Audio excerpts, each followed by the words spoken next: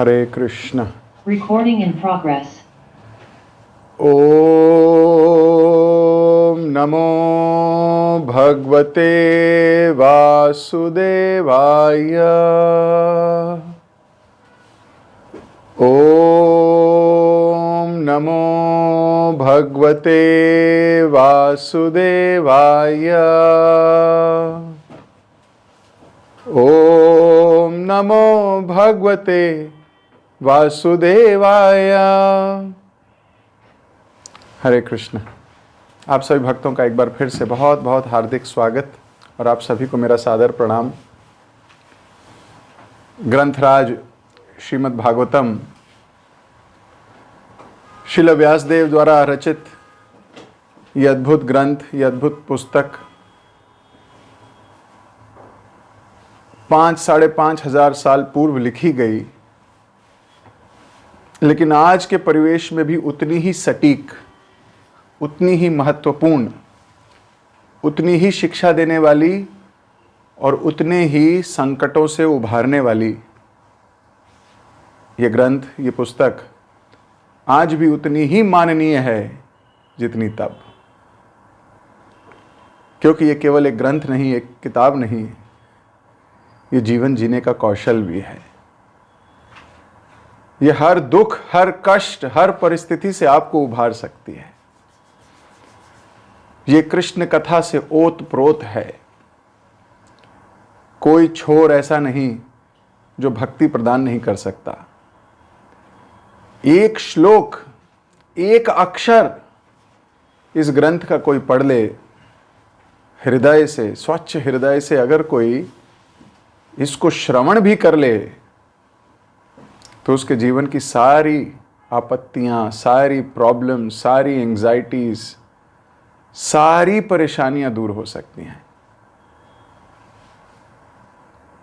व्यासदेव जी ने तो रचना कर दी, ये ग्रंथ रचना करके संतुष्ट हो गए। समय की परिस्थिति के अनुसार, समय के अनुसार ये ग्रंथ धीरे धीरे लुप्त हो गया। फिर भगवान को अपने एक प्रमुख पार्षद को भेजना पड़ा ताकि ये ग्रंथ जन समुदाय के लिए, हर वर्ग के प्राणी के लिए, हर क्षेत्र के प्राणी के लिए सुलभ हो जाए। संस्कृत में व्यासदेव जी ने इसकी रचना की थी, लेकिन संस्कृत आज आती किसको है? गिनती के लोग रह गए जो संस्कृत जैसी पवित्र भाषा को पवित्रता से समझ सकते हैं। यूं तो सुनने में अच्छी लगती है, लेकिन समझना अभी बड़ा कठिन। तकरीबन 5,000-5,500 साल ये ग्रंथ कुछ ही भक्तों की, कुछ ही लोगों की समझ में आया। जिनको भाषा समझ आई उनको समझ आया। धीरे धीरे संस्कृत भाषा इस संसार से अपनी रेलेवेंस खोती रही। लोग अंग्रेजी, हिंदी या बाकी भाषाओं पर आ गए। तो जब भगवान ने देखा कि ग्रंथ लुप्त हो रहा है और साथ ही लुप्त हो रहा है इसका ज्ञान, तो लोग किस प्रकार वापस आएंगे अपने घर? चाबी वही है, लेकिन हाथ में चाहिए। कोई हाथ में देने वाला है नहीं। भगवान ने फिर शिल प्रभुपाद जी को भेजा। भगवान ने शिल प्रभुपाद जी को एम्पावर किया, शक्ति दी। प्रभुपाद जी ने इस ग्रंथ को संस्कृत से हिंदी में और सामान्य हिंदी में, और केवल सामान्य हिंदी ही नहीं, सामान्य अंग्रेजी में भी इस ग्रंथ को ट्रांसलेट किया और इतनी सरल भाषा में इस जन समुदाय के सामने पेश कर दिया कि जैसे बड़ा ही सिंपल, बड़ा ही सरल ग्रंथ हो। और यहां तक कि केवल अनुवाद नहीं किया, अनुवाद करके अगर लाइब्रेरी में रख दिया होता तो फिर म्यूजियम में या लाइब्रेरी में रखे जाने वाली वस्तु हो गई होती। भगवान ने एम्पावर किया प्रभुपाद जी को ग्रंथ की रचना करने के लिए, यानी कि अनुवाद करने के लिए सरल भाषा में। प्रभुपाद जी ने एम्पावर किया अपने शिष्यों को कि अब ये ग्रंथ तो अनुवाद हो गया, अब जगह जगह पहुंचा दो। कलयुगी जीव रास्ता भटक चुका है। कलयुगी जीव को ये भान नहीं कि वो घर से निकले और जाके ग्रंथ ढूंढे और फिर उसे लाए और फिर उसे पढ़े। कलयुगी जीव के पास इतना समय नहीं है। तो प्रभुपाद जी ने अपने शिष्यों को पावर दी, एम्पावर किया, ऊर्जा भर दी उनमें, दिशा दे दी उनको।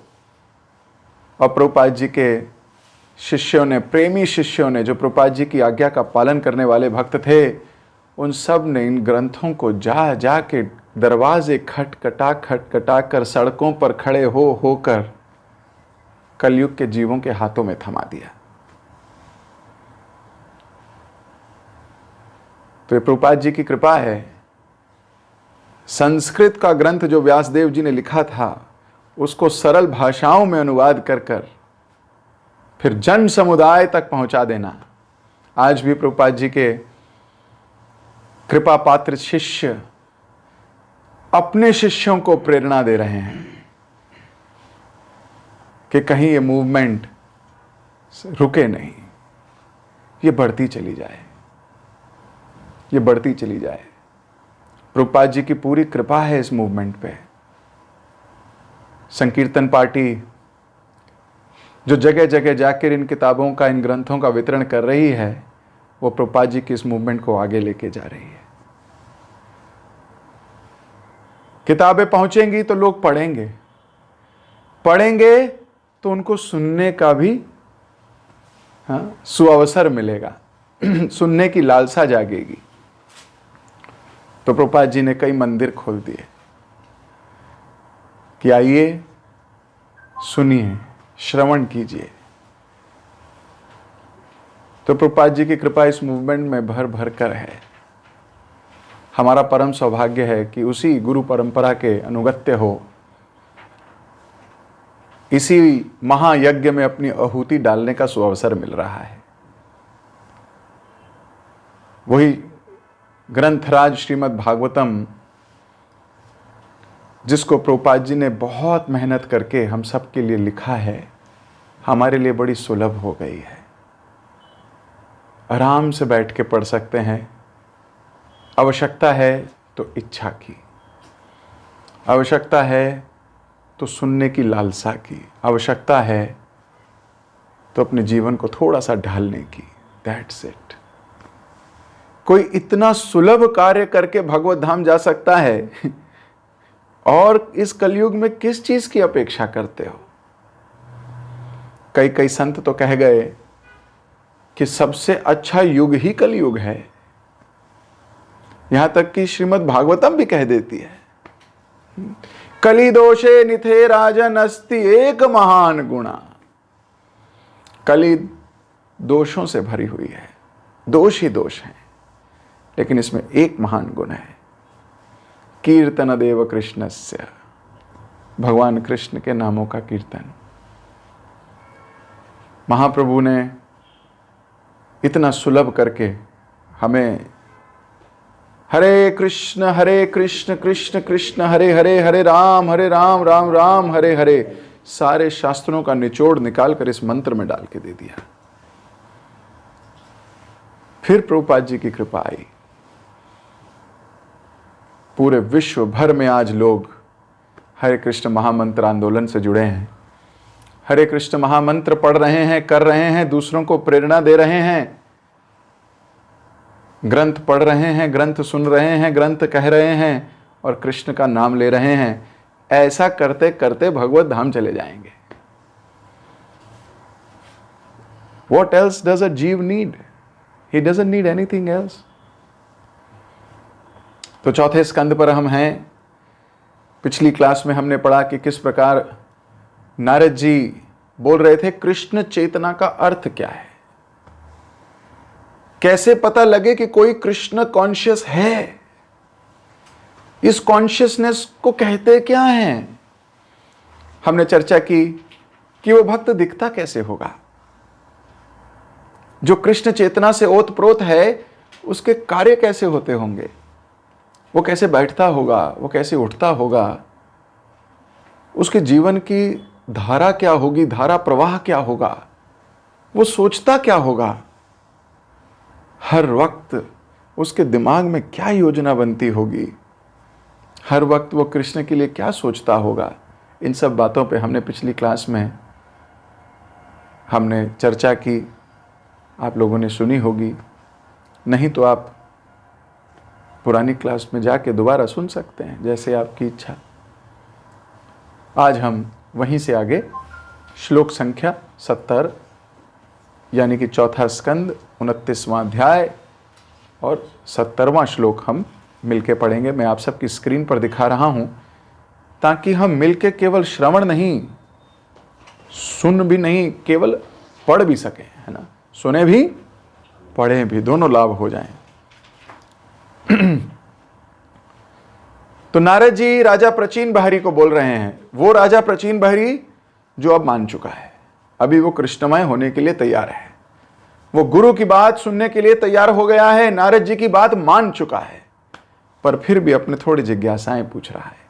तो उन्हीं जिज्ञासाओं को शांत करते हुए नारद जी ये समझा रहे हैं कि जब तक बुद्धि, मन, इंद्रियों, विषयों तथा भौतिक गुणों के प्रतिफलों से बना हुआ सूक्ष्म भौतिक शरीर रहता है, तब तक मिथ्या अहंकार और स्थूल शरीर भी रह जाता है। बहुत खतरनाक श्लोक है भागवतम का। तो कई बार लोग बोलते हैं कि प्रभु जी मन शुद्ध होने से हो जाएगा क्या? तो यहां बताया गया कि केवल मन की बात नहीं है, सूक्ष्म शरीर 3 चीजों से मिलकर बनता है, मन, बुद्धि और अहंकार। तीनों चीजें होती हैं, तीनों से निपटना है, तीनों से। लेकिन इनमें सबसे खतरनाक मन है। भगवान पूरी गीता में आप लोग पढ़ते हो, हर अध्याय में कहीं ना कहीं मन के विषय में जिक्र करते हैं, हर अध्याय में। और 2 श्लोक तो ऐसे हैं भगवत गीता में जिनकी पहली लाइन सेम है, मन मना मन मद भक्तो मद्धाजी माम नमस्कुरु। पहली बार ये श्लोक बोला भगवान ने 9वें अध्याय में, मन के बारे में बताया। दूसरी बार ये श्लोक बोला सेम 18वें अध्याय में। तो गीता में 18 श्लोक, 18 अध्याय हैं। तो कोई बात बीच में भी करी जाए और एंड में भी की जाए, मतलब बड़ी इंपॉर्टेंट है। आप अपनी इंटरेक्शन के किसी वक्त से या किसी से बात करते हो तो बातों बातों में बीच में कुछ बात कहो और फिर एंड भी उसी बात से करो, मतलब बड़ी इंपॉर्टेंट बात थी, समझना चाहिए। तो मन बहुत इंपॉर्टेंट है, लेकिन केवल मन नहीं, बुद्धि और अहंकार। और यहां उसको और डिटेल में बता दिया गया कि जब तक ये सूक्ष्म शरीर रहेंगे तब तक स्थूल भी रहेगा। ऐसा नहीं कि शरीर छूट गया, मर गए तो अब नया शरीर नहीं मिलेगा, मिलेगा। कब तक मिलेगा? जब तक सूक्ष्म रहेंगे, जब तक मन, बुद्धि, अहंकार रहेगी, तब तक आपको नया शरीर लेना होगा, कोई भी नहीं रोक सकता। भगवान ने ये नियम बनाए। जब तक स्थूल शरीर स्वीकार नहीं करता कृष्ण कॉन्शियसनेस और वो सूक्ष्म शरीर तक नहीं पहुंचे, तब तक बहुत मुश्किल है। तो व्यक्ति को अपनी बुद्धि का यूज करना पड़ता है।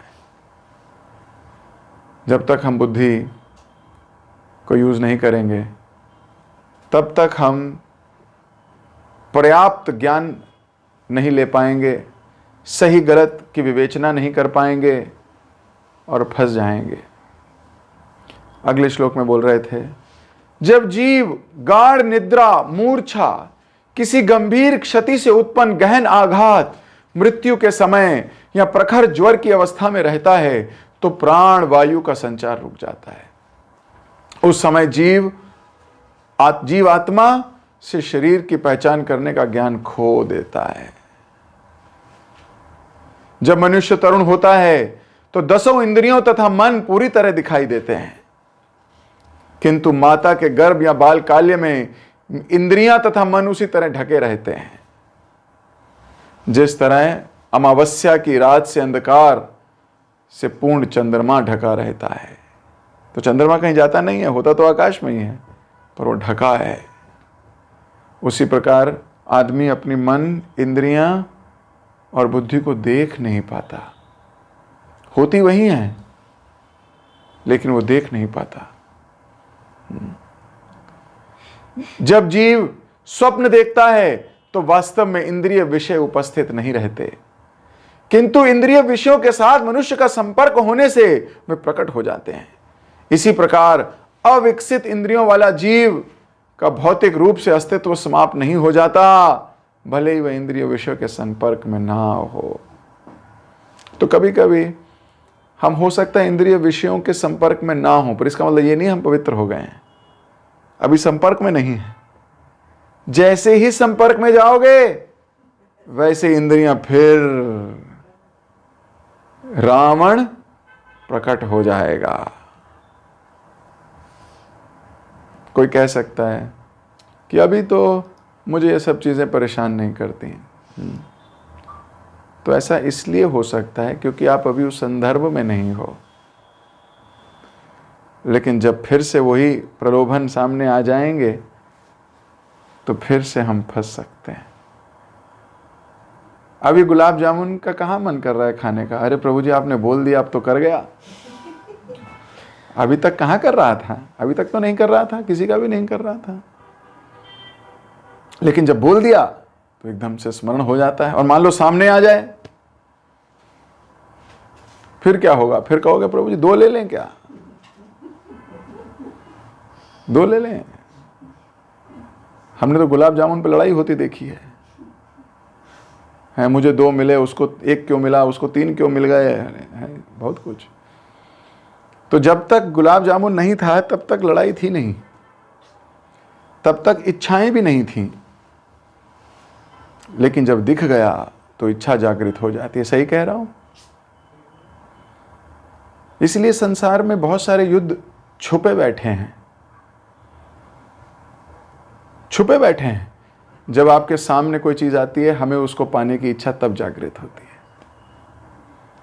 इसीलिए पुरातन काल में और आज के समय में भी ऐसा कहा गया है कि अगर हम अपने को बचाना चाहते हैं तो हमें अवॉइड करना सीखना चाहिए। प्रभुपाद जी ने कहा स्त्री और पुरुष को एक साथ, है ना, नहीं बैठना चाहिए। पर स्त्री और पर पुरुष नहीं बैठना चाहिए। मन बहुत खतरनाक है, वो कब कोई विषय डाल देगा पता नहीं चलेगा। इसलिए भक्त क्या करता है? भक्त भागता है इन चीजों से, अवॉइड करता है, क्योंकि उसको पता है अवॉइड करना इज द बेस्ट रेमेडी। इसलिए युद्ध में प्रवेश नहीं करना। हाँ, विषय, जहां विषयों का भंडार हो वहां भक्त को चाहिए थोड़ा दूर रहे। कोई इतनी योग्यता नहीं है कि उस विषयों में घुस जाएं और अपने को बचा के वापस ला पाएं। कोई पता नहीं, कोई गारंटी नहीं है। ये विषय वस्तुओं को अवॉइड करना ही इंपॉर्टेंट है। हम लोग शास्त्रों में कई उदाहरण देखते हैं। उदाहरण आता है शौबरी मुनि का। शौबरी मुनि यमुना के जल में, यमुना मैया का स्पर्श मात्र किसी को पवित्र कर सकता है। सच्ची बात है, भगवान की प्रमुख सेविकाओं में से है। स्पर्श मात्र केवल पवित्र कर सकता है। शौबरी मुनि ने डिसाइड किया कि यमुना के जल में बैठ के अंदर जाके जप करूंगा। क्यों? बाहर बहुत लोग डिस्टर्ब करते हैं, है ना। जप में कोई आ जाएगा, हिंदुस्तान में आप देखिए कई बार साधु संत बैठे होंगे, वो कहेंगे बाबा जी भभूति दे दो, ये कर लो, वो कर लो, कितना है, उसके भजन में कष्ट होने लगा। शौबरी मुनि ने सोचा नहीं नहीं, मैं जरा पानी में बैठ के जप करूंगा आज। और कई साल, कई हजार साल पानी के अंदर, मुझे नहीं लगता कि हमारा वर्ल्ड रिकॉर्ड पानी के अंदर 4-5 या 3-4 मिनट से ज़्यादा होगा। I have no idea about it, but still it might not be that much. 6-7-8 minute कोई पानी के अंदर रह सकता है, ज़्यादा से ज़्यादा। इससे ज़्यादा क्या रहेगा, क्योंकि सांस नहीं लेगा मर जाएगा। तो कितना तपोबल रहा होगा कि कई हजार साल पानी के अंदर बैठ गए। तो कितनी पावर रही होगी भक्ति की कि ऐसा कर पाए। और पानी के अंदर बैठ के जप करने में लगे हैं, साधना साधना साधना साधना साधना साधना। लेकिन क्या हुआ, कुछ गलत लोगों से एसोसिएशन हो गया। कौन थी वो? मछलियां। सोचिए, तो गलत संग केवल लोग ही नहीं होते, कई बार भौतिक संसार भी होता है, कभी जानवर भी हो सकते हैं। उन्होंने जानवरों को गलत संग करते हुए देख लिया, मछलियों को। अब हृदय में इच्छा जागृत हो गई। इधर आप अजामिल को देख लो।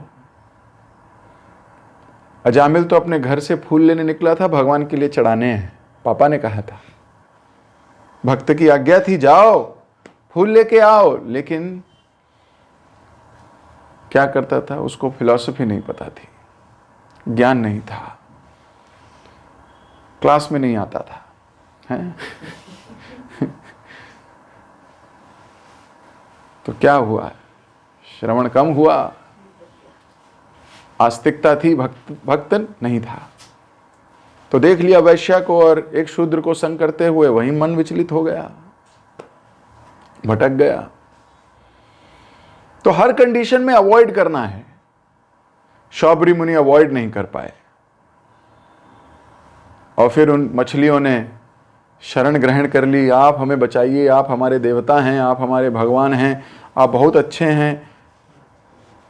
हाँ बस इन्हें बोला मैं अच्छा हूं, हाँ ये वाह तुम भी अच्छे हो। मछली ने कहा हमें बचा लीजिए। बोले कौन मारता है तुमको? बोले गरुड़ मारता है। बोले कौन गरुड़? बोले भगवान का जो वाहक है गरुड़। सोचिए, भगवान के वाहक को भगवान का वाहक नहीं समझा। बोला हाँ मेरे जैसा थोड़ी होगा। और गरुड़ जी आए तो उन्हीं को आंखें दिखाने लगा शौबरी मुनि। गरुड़ जी भगवान के नित्य पार्षद, नित्य सेवक। शास्त्र कहते हैं कि भक्त का कोई थोड़ा सा भी हेल्प कर दे, किसी शुद्ध भक्त की कोई यहां से चीज उठा के यहां रख दे जहां उसको चाहिए, इतने में कल्याण हो सकता है। सिर्फ इतने में कल्याण हो सकता है। शुरुआती दिनों में और अंतिम दिनों में भी प्रभुपाद जी की जिस जिस भक्त ने प्रभुपाद की इतनी सी भी सेवा की है ना, वो इस संसार में रह नहीं सकता। भगवान गारंटी लेंगे उसको संसार से बाहर गोलोक धाम शिफ्ट करने की। ये मैं नहीं कहता, ये शास्त्र रचित बात है, शास्त्र कथित बात है। भगवान बोलते हैं मेरे भक्त की कोई इतनी भी सेवा कर दे, इतनी सी भी सेवा कर दे, मैं उसका उपकार कभी नहीं भूलता। भगवान कहते हैं मैं उसका उपकार नहीं भूलता।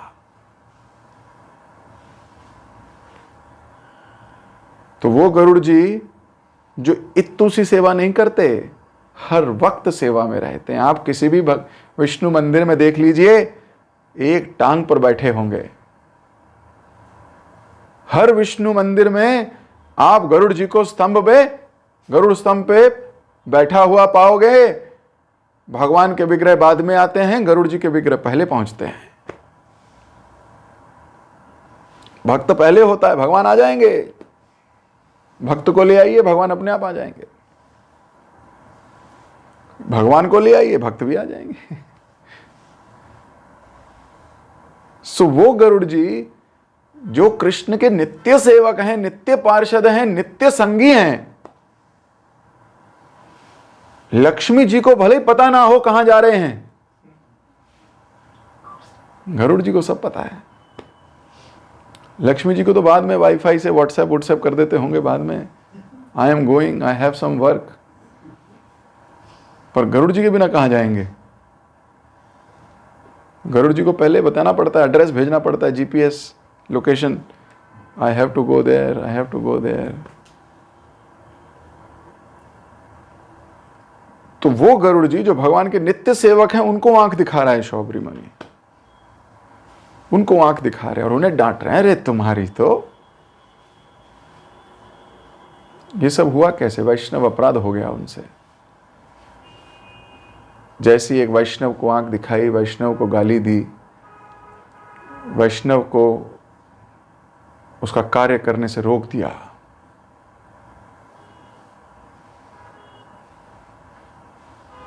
भगवान महाप्रभु बोलते हैं वैष्णवेर इच्छा पूरी होए। वैष्णव की इच्छा पूरी होगी और हमने उसमें बाधा डाली, सत्यानाश होगा। सच्ची बात है। चैतन्य भागवत, चैतन्य चरितामृत और भी बाकी जितने ग्रंथ महाप्रभु और महाप्रभु के शिष्यों ने और महाप्रभु के अनुगामियों ने लिखे, हर ग्रंथ में इसका जिक्र है। और हर ग्रंथ, हम तो नाम अपराध पढ़ते हैं तो पहला ही अपराध यहां से शुरू होता है। पहला नाम अपराध क्या है? नाम अपराध का क्या मतलब है? हरि नाम के जप में होने वाले अपराध। अब कर तो रहे हम हरे कृष्णा कृष्ण कृष्ण हरे हरे, हरे राम राम राम हरे हरे। लो जी, जप कर लिया, कान ने सुन लिया, जप हो गया, अब और क्या करना था जी? तो कहा गया कि ये जो जप किया आपने, अगर जप करते समय या आपके जीवन में किसी भी समय आप जप भी करते हो और किसी भक्त की निंदा भी करते हो, तो ये जो जप है ये निष्फल होए। इस जप का कोई फल नहीं मिलने वाला, अपराध का फल और मिलने वाला है। जप जो था वो तो हुआ, वो तो समाप्त हुआ ही, लेकिन अपराध और भुगतना पड़ेगा।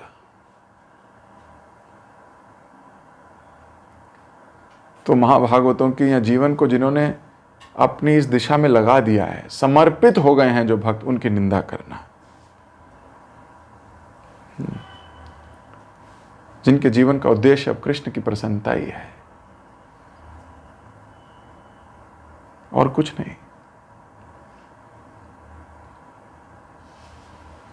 ऐसा होता है जब आपकी निज योजनाएं कोई हो ही नहीं। हम सबकी योजना ही आपकी योजना है। इसका मतलब आप भगवान को जीवन समर्पित कर चुके। निज योजना यही है, जो कृष्ण की योजना है वही मेरी योजना है।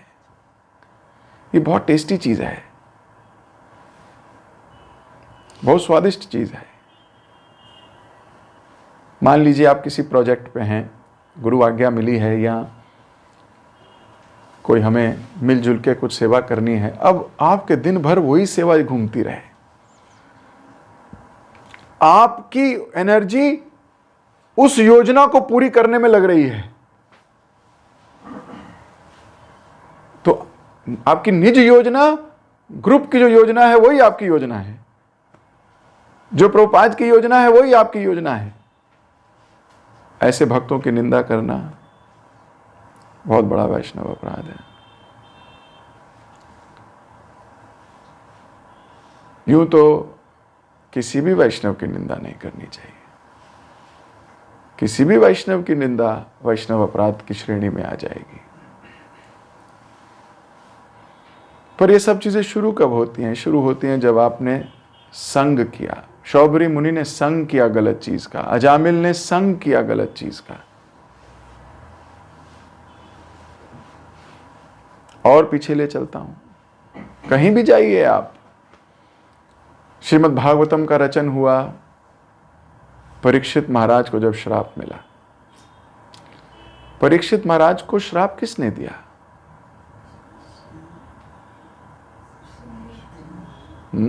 5 वर्ष के एक बालक ने, गंगा स्नान करने गया था,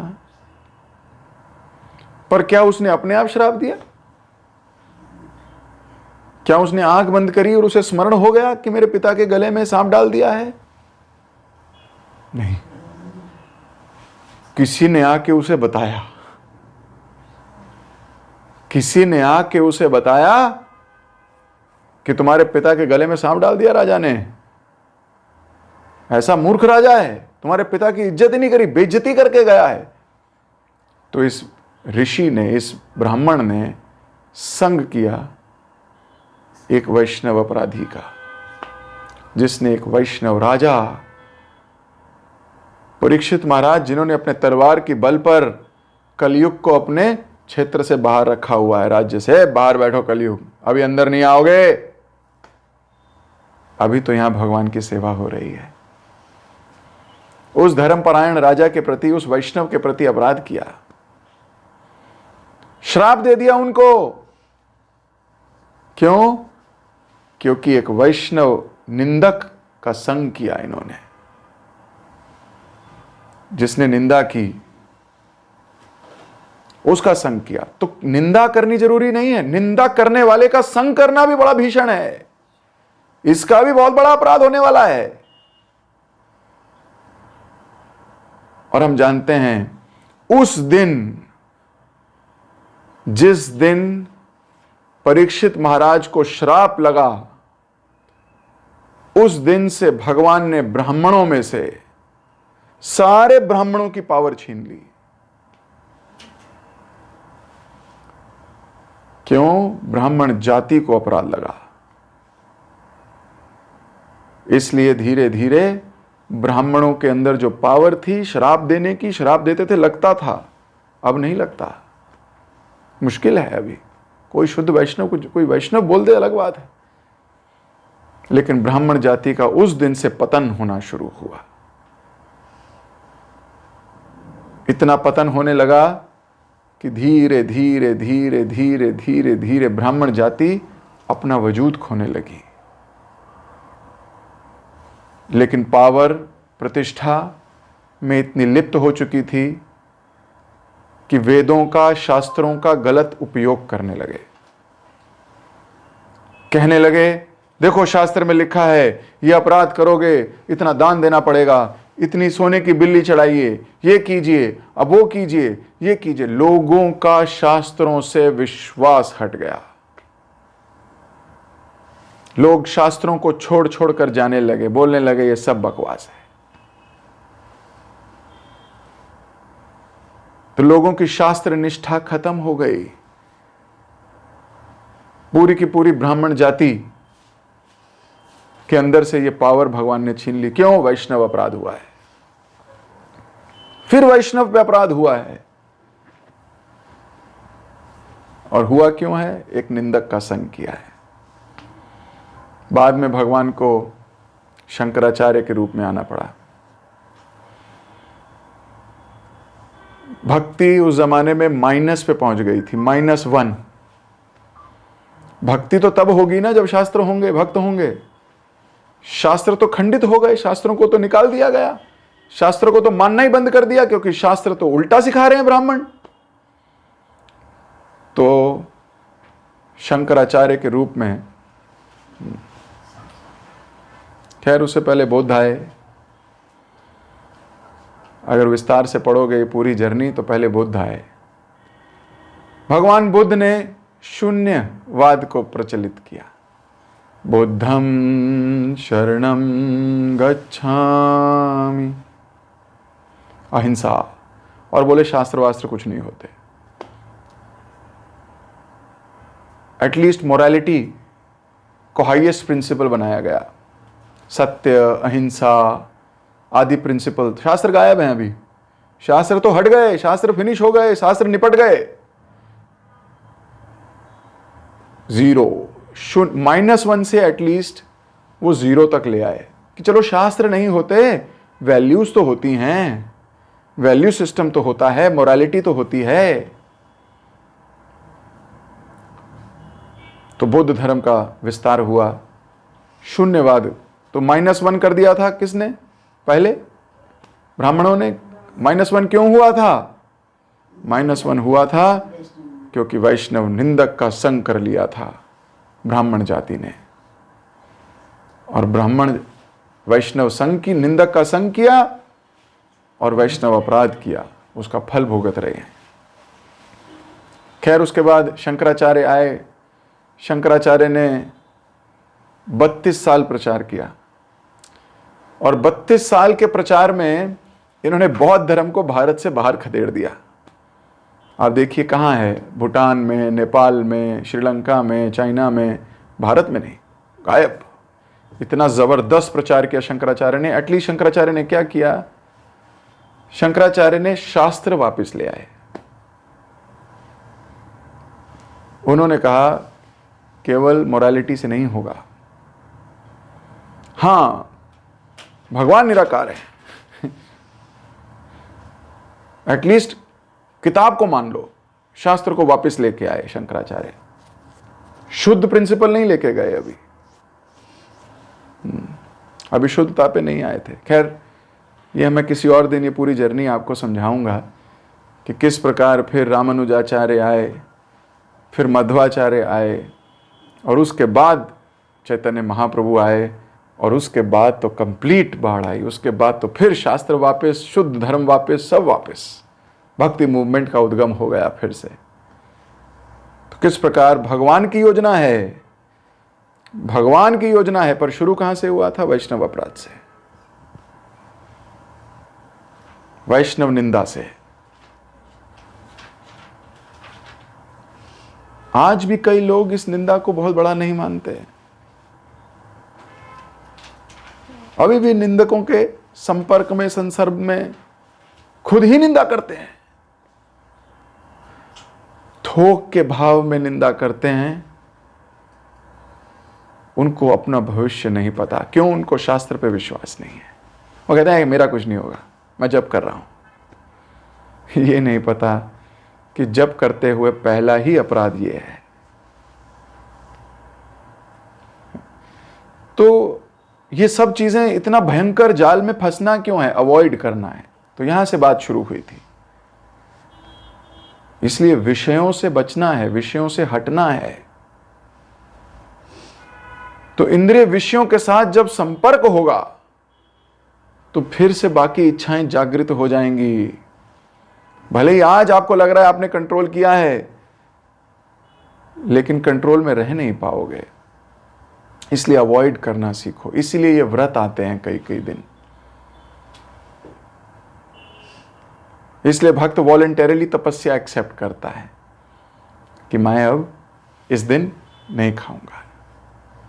मैं अपने को कंट्रोल करना सिखाऊंगा कि कंट्रोल कैसे किया जाता है।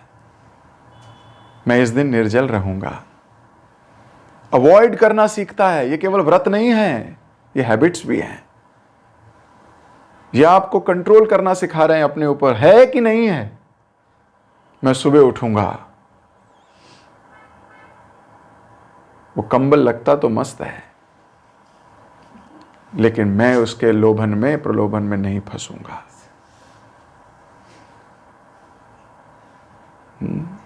तो भक्त को ये सब कुछ दिखता है, ये सब माया का कंबल है। ये भगवान का कंबल नहीं है, माया का कंबल है। वो पहचान जाता है। इसलिए अवॉइड कीजिए। अपने आप को इतना सॉलिड मत समझिए कि मैं लड़ सकता हूं। मैं नहीं लड़ सकता, मैं तो बच सकता हूं।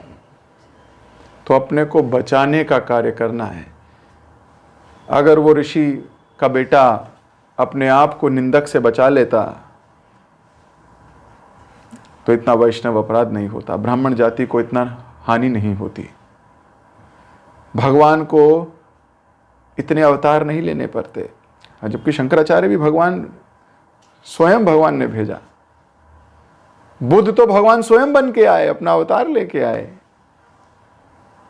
रामानुजाचार्य के रूप में लक्ष्मण को भेजा, तुम जाओ। और कलयुग में स्वयं पीत मूर्ति, स्वयं नहीं आना पड़ता, तो आधार फिर वैष्णव अपराध है। इसलिए जो भक्त सुन रहे हैं उनको विचार करना चाहिए, गंभीरता से इस वैष्णव अपराध से बचना चाहिए।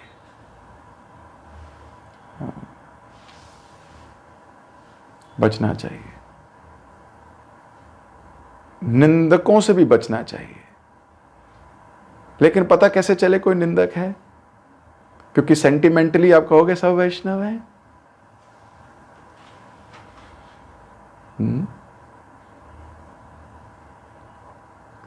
तो इतना विवेक तो हमें लगाना होगा। सम्मान सबका करना है, संग नहीं करना है। ये इन दोनों में बहुत अंतर है। कई अपने आप को हीरो समझते हैं। वो सोचते हैं अरे मैं थोड़ी, मेरी बात अलग है। उन्हें नहीं पता जो थोड़ा अलग है उसी को पहले पकड़ा जाएगा।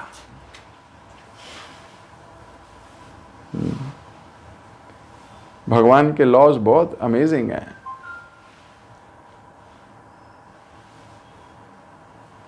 आप देखिए 25 समोसे पड़े हों, आप कौन सा चुनोगे? जो थोड़ा सा अलग होगा सब में से, थोड़ा बड़ा होगा, थोड़ा सुंदर दिखता होगा। सच्ची बता रहा हूं। अच्छा आप कहो नहीं हम तो छोटा पकड़ेंगे, कैलोरी कॉन्शियस हैं, तो छोटा भी तो अलग ही है, वो भी अलग से दिखाई दे गया है। जो अलग है वो पहले पकड़ा जाएगा, भगवान के द्वारा भी और माया के द्वारा भी।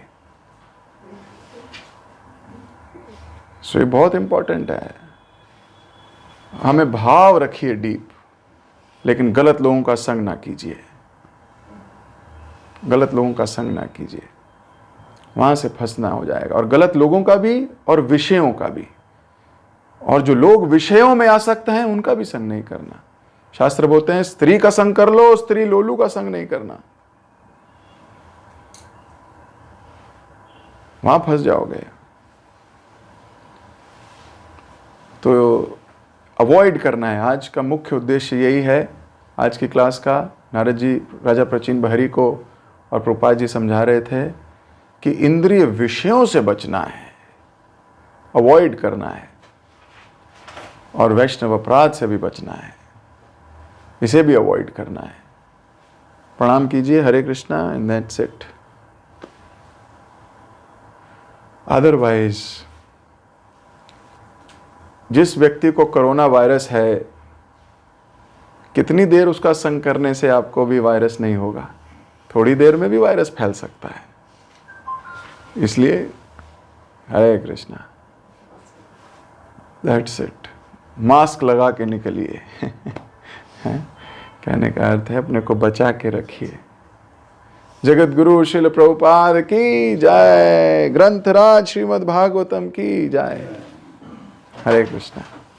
किसी भक्त का कोई प्रश्न हो, कोई टीका हो, कोई टिप्पणी हो तो वो पूछ सकते हैं।